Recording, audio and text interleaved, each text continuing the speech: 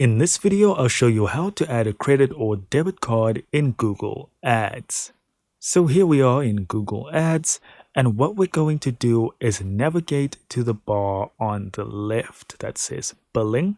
And if we hover over the Billing tab, what we will then see is Payment Methods.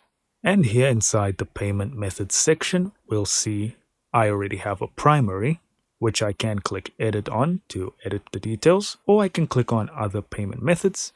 And then all I need to do is add my card details. So it'll ask me for card number first, then I'll hit save and it'll ask me for some more details. Something I also would recommend as an alternative option is adding a backup payment method. So if I click on here and then I'll click on add credit or debit card, and now I can add an alternative credit or debit card just by filling out all this information and then hitting save card.